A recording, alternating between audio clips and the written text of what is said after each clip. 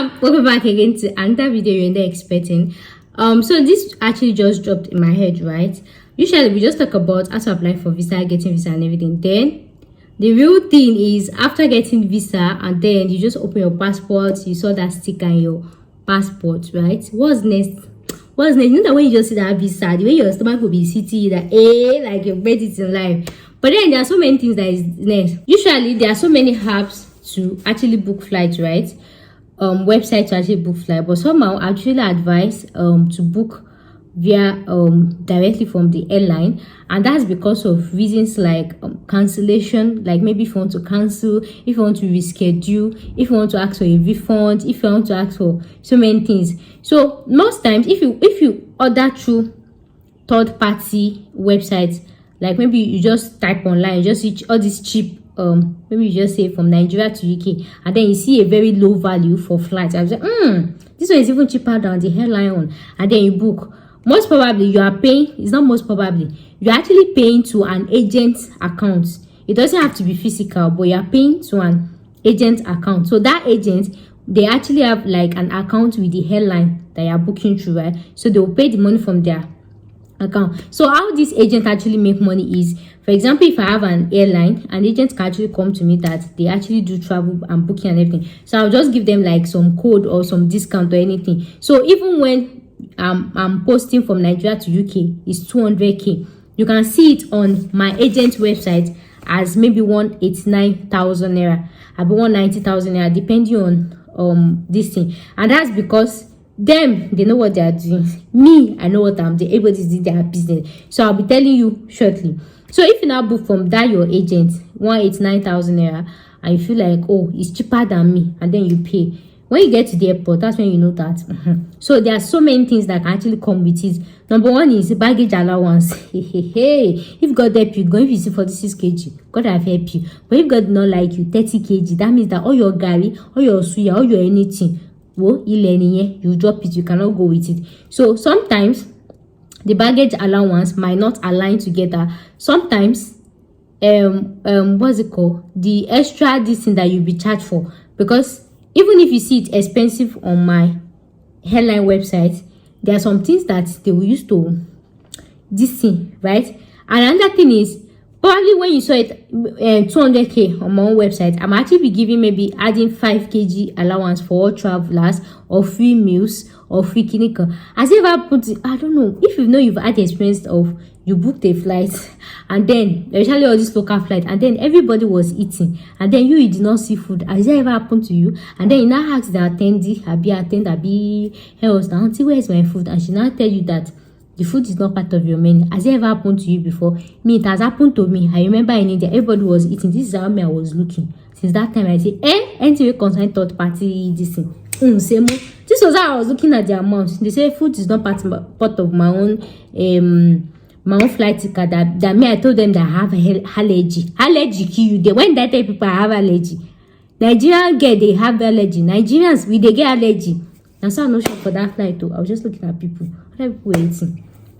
So sometimes maybe I don't know how they do. Maybe they will move your meal and say they will convert it to money or anything like that. So most times it's always advisable to actually book on the airline website, so that you have access to your baggage allowance. And if you know you'll be carrying extra luggage, right, you can actually book on the airline website. For example, you know the normal baggage allowance is like 20 kg, 23 kg or 23 kg, right? Yeah, or 30 kg. So if you can, there's this balance, yeah, that you can use to carry your bag to actually weigh it. So that way you can actually buy your extra baggage allowance online, and it's always very, very cheaper, extremely cheaper, and you get discount. So another advantage of actually booking directly on the airline is because of most airlines, once you fly with them, like maybe when you go for example, if you travel to any airline from Nigeria to UK, that first road trip, they can actually give you all this, what's it called, sky reward. I know Emirates does it very well. They will do give you sky reward. So if you frequent with them maybe in the next 2 or 3 years,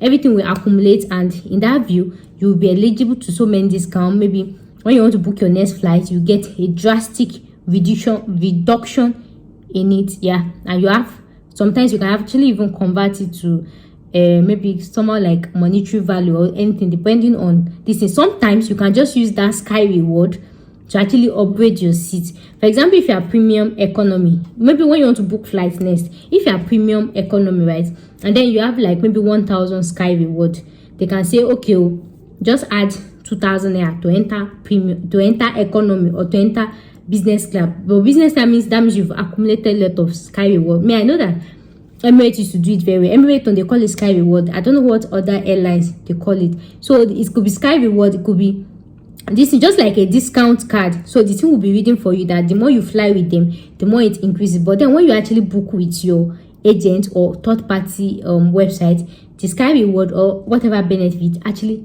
goes to them, right?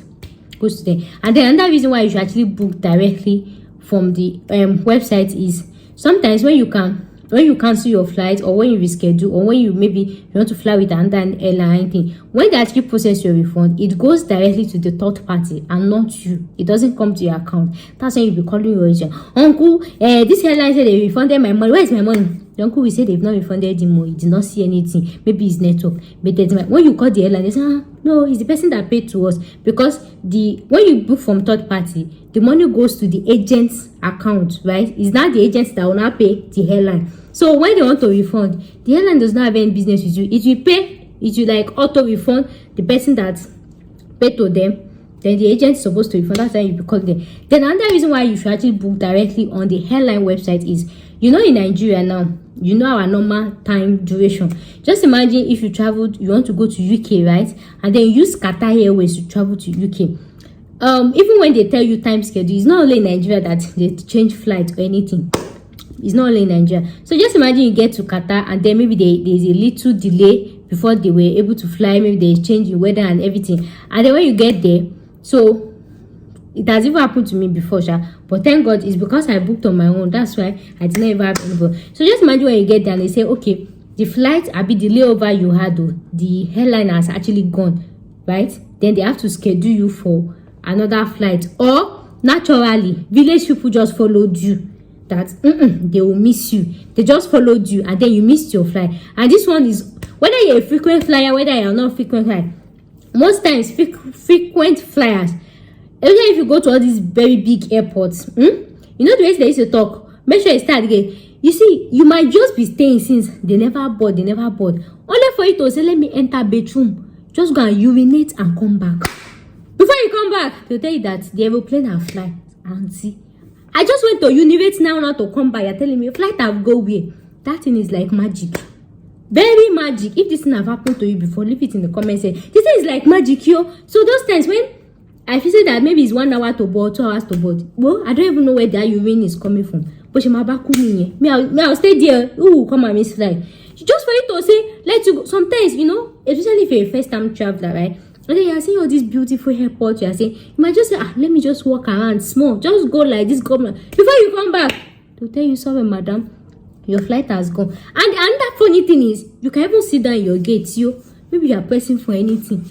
And people will be boarding your airline. You will not know. You will see like, then when they now go, when are we boarding? But they just finished boarding. I'm sitting here. See, village people, they used to come in different size, shape, and form. They used to come anyhow. You'll be there or not. Some people, it's not as if you even stood up to go and you were there. And they were boarding in your presence. And you know that boarding gate, they used to have gates, A gates, B gates, clinical. So you feel like other people are boarding, share is your people, Londo. That's how they will just leave you. So in that view, when you now miss your flight, what do? You go to the airline counter that you're actually traveling with. They tell them you actually missed your flight and everything. So, that's one thing that used to make them happy. So they will actually help you to check the nearest flights that will be taken off. So they can say, okay, maybe you missed your 3 p.m. flights. They can tell you, okay, they have one that will be flying by 4 p.m. or 5 p.m. But then you have to add like maybe $100 to reschedule, $50 and everything. And in that view, they will ask you for things like booking reference, clinical, all those their number thing. So when they now tell you to provide those reference and everything, how do you provide it? So just imagine you are in Qatar.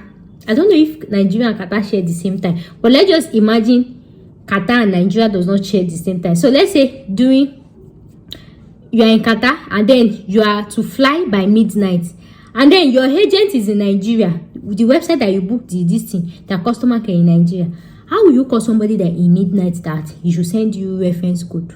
Even the reference code guy is in his office. How will you call the person and told him home, or maybe he's even on top of his wife or this thing, or even went to night vigil? How? The person would have been sleeping. So in that way, you see that God have helped you. That's why we just sleep in the airport, you.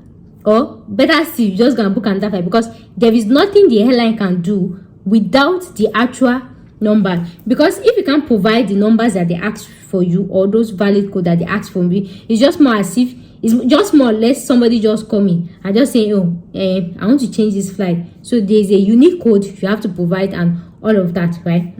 So that's another reason why you should actually book your flight directly from the airline. Because of time difference, you might not be able to actually reach your agent when you miss your flight. And the thing is, nobody is so perfect. Sometimes, that, like I've explained to you, it doesn't have to be maybe you went to urinate or you did not hear. Sometimes village people just want to show themselves, say they be village people. Sometimes you even sit there in front of the gates like this, you and the air hostess, I be those people that used to wear uniform in front of that gate where you board. You'll be there and you'll be looking at her, and they will board in your presence and you don't know.